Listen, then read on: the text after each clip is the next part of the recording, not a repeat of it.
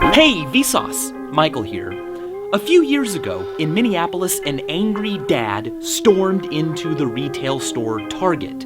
His daughter, a high schooler, had been receiving coupons in the mail from the store for things like cribs and diapers. Was Target encouraging his daughter, a minor, to go out and get pregnant? Well, the store apologized, but a few days later they heard back from the father. He told them, "A few things have been going on in my household I was unaware of. My daughter is due in August. I owe you an apology." You see, Target's internal algorithms had been tracking and processing his daughter's purchases, and recently she had started buying different items than usual, things like certain vitamin supplements and scent-free soaps and lotions. Behaviors the system flagged as evidence she could be pregnant. Thus, they sent her the coupons. And they were right. Without being told, Target knew that a girl was pregnant before her own father. We are tracked and followed digitally now more than ever before. We live in a world of 24/7 CCTV, browser cookies, trackable debit cards and cell phones and GPS, fingerprinting and DNA analysis. But despite all of that, every single year in the United States alone, more than 2,000 people disappear and are never found again, dead or alive. Where do missing people go? How do they disappear? What if you disappeared? And how do you know you haven't already disappeared? In many cases, missing persons are the victims of unsolved or unknown crimes. They may have suffered accidents or taken their own lives, and their bodies were never found. Or they may be perfectly fine and have simply escaped their old life, old friends and family, old debt and obligations, to start a new life somewhere else, possibly as someone else.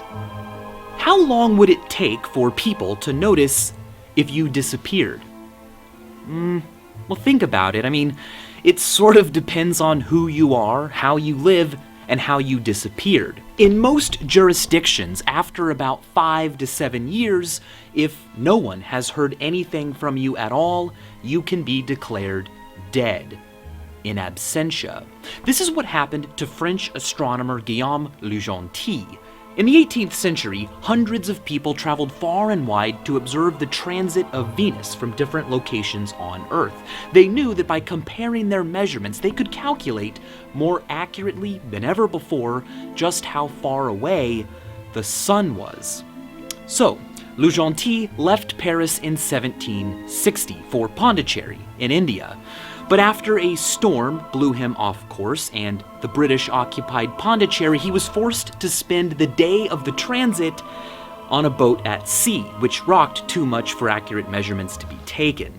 Now, the next transit would happen in 8 years, but after that, the next transit wouldn't happen for another 100 years. So he stuck around. He didn't return to Paris. Instead, he built an observatory and waited.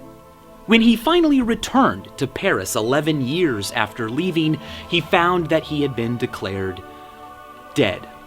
His wife had remarried, his family had plundered his belongings, and his position at the Royal Academy of Sciences had been given to someone else. He never did see the transit of Venus, by the way. On the day that it happened, the sky above him was overcast. We know the human population of Earth. Kind of. Population figures and counters are only estimations. Individuals are best accounted for by real people in their real lives. But that doesn't always happen. Earlier this year, Janet Veal passed away in her apartment in Ringwood, Hampshire. Large portions of her body were eaten by her pet cats before she was discovered weeks later. And 7 years ago, Joyce Carol Vincent was found dead on her sofa in Wood Green, or at least her skeleton was found. She had been dead for at least 3 years, and no one ever checked on her. Her television was still on. And 4 days after Timothy McVeigh bombed a federal building in Oklahoma City, taking 168 lives, a severed left leg was found in the rubble. No one knew who it belonged to. The legs of all the other victims had been accounted for, and no one else had been reported missing. DNA analysis showed that the leg belonged to Lakesha Levy, but she had already been buried with both her legs. So they dug up her corpse. She had been buried with someone else's left leg. The legs were swapped, but because her body had been embalmed, DNA in the unknown leg could not be analyzed. To this day, no one knows who that leg belongs to. The 169th victim remains a mystery. Some conspiracy theorists argue that the leg may have belonged to the actual bomber, someone besides Timothy McVeigh who was close enough to the explosion to be obliterated completely except for one leg.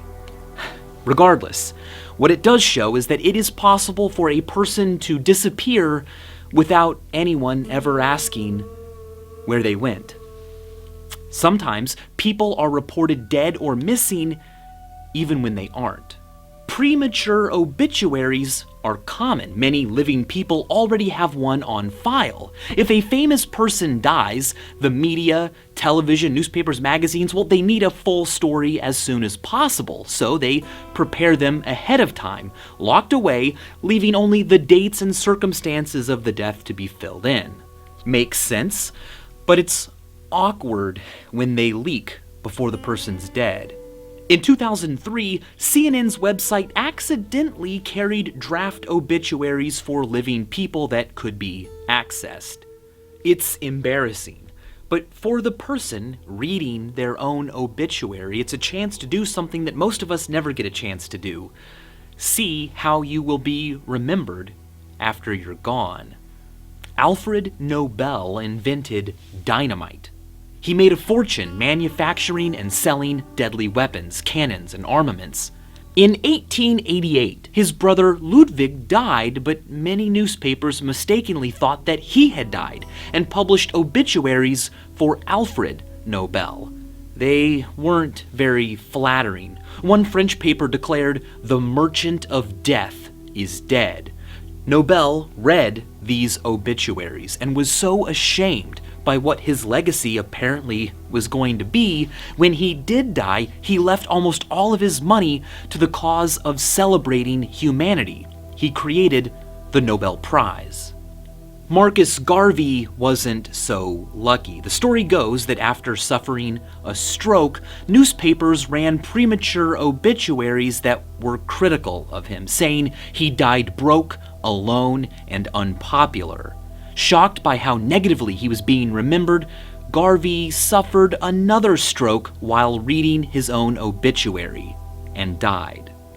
In April of 2006, 5 Taylor University students died in a tragic car accident.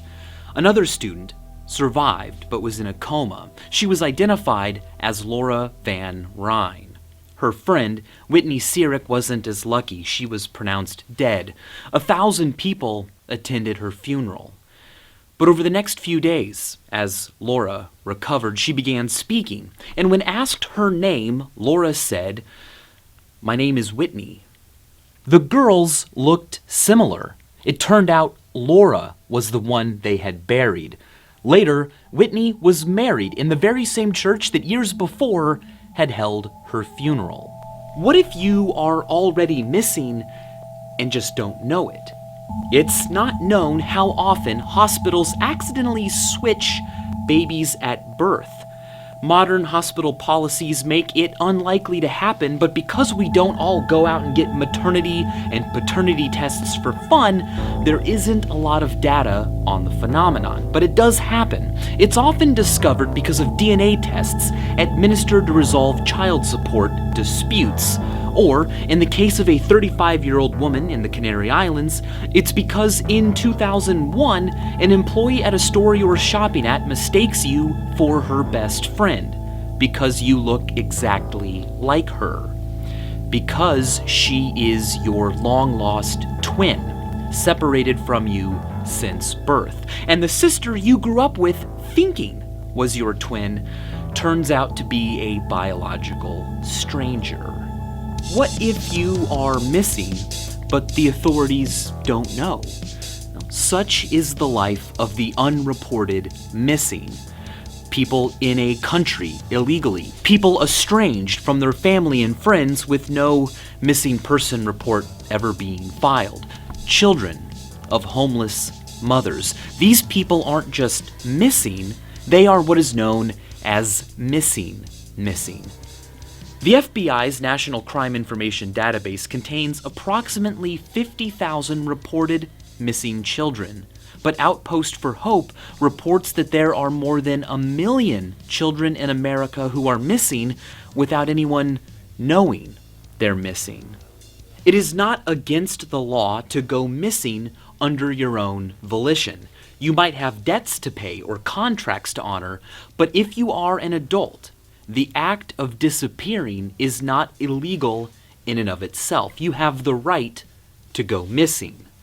But believing that no one would miss you? That is ridiculous and unscientific. Statistics would suggest otherwise. David Wong wrote one of the most powerful articles I've ever read. There is a lot of information out there. There's even a word for it, infobesity. It takes a lifetime to even experience some of it. It's easy to think that everyone knows everything that you know. But every year, more than 100 million new people are born, and not a single one of them is born knowing that they are made out of atoms, or that black holes are awesome. Someone needs to be there to tell them, to show them. How many jokes do you hear every day? Every week? How many jokes do you hear every year? Here's a fun thought. By considering average life expectancy and the typical number of jokes a person hears in a year, David Wong posited a thought, rough in its approximation but sharp in its essence. If you are under the age of 38, odds are the funniest joke you will ever hear is a joke you haven't even heard yet. And if you are over the age of 38, odds are you already know a joke that to more people than you could ever possibly meet might be the funniest joke they will ever hear. So wherever you are, we're glad you're there. And as always, thanks for watching.